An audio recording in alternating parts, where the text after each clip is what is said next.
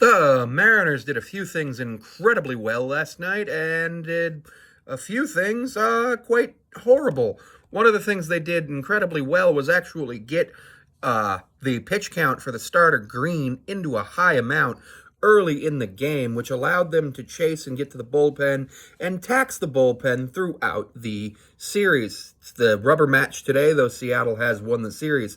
Mariners had 3 runs but left 12 men on base, going 1 for 7 with runners in scoring position, and the Brewers went 1 for 4 with runners in scoring position and left 6 on base. The Mariners walked 4 batters, ending a 35-inning streak of not walking somebody, which was a franchise record, and struck out 9. Mariners struck out 15 times and walked 7 times. Had 3 runs on 8 hits. Julio had a couple of hits. Crawford had a couple of hits. Polanco struck out twice, but also walked twice. Everybody except Luke Raley made it on base yesterday.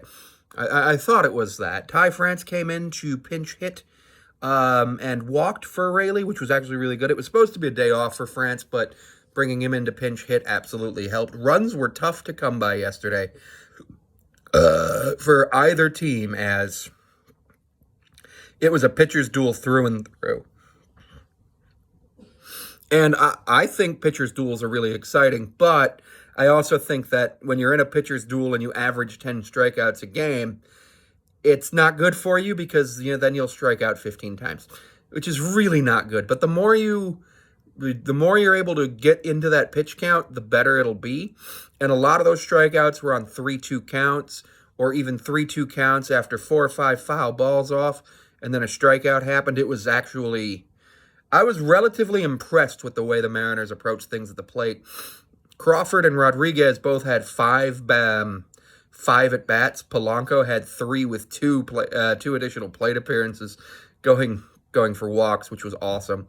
31 at-bats for the Mariners, 30 for the Reds. We did not have to play the bottom of the 9th. Right. Our winning pitcher, Logan Gilbert, finally got a win. Brought his season ERA to 2.33. I want to check something because his whip going into this game was .84, and I don't know if it stayed that low. It actually went down to .78, which I thought it would have, which is amazing. 29 strikeouts on the year, 520 on the career through his 92 games. I am absolutely impressed with the way Mariners pitching has been playing. Bryce Miller's going to start today. Garver scored a run after getting on base via the walk, and he also walked a run in, which was hilarious. He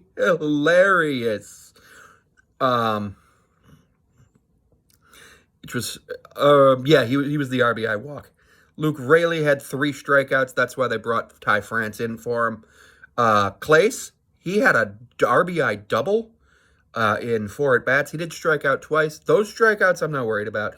Guy, literally his 2nd ever MLB game yesterday, 3rd MLB game today. You're going to strike out when you come up to the majors unless you're like a generational talent. Rojas looked all right. He had a hit and only struck out once. What I don't like seeing is that Julio also struck out 3 times. He went 2 for 5 with 3 strikeouts. So he got on base twice, scored a run, raised his average to 206 and his OPS to 481, but those 3 strikeouts from your star player are not great. Hopefully he can work on that. He can work on the plate discipline and try to figure out what's been going on. He's been struggling this season, but he also made an absolutely amazing catch to help preserve the game. Gilbert went 6 2/3. Saucedo got the save, and Green did not get a decision. Ellie De La Cruz is an amazing baseball player. Every time he stepped up to the plate or was on the field with a fielding opportunity, I was just so excited to see what he could do over the last 2 days. It was amazing.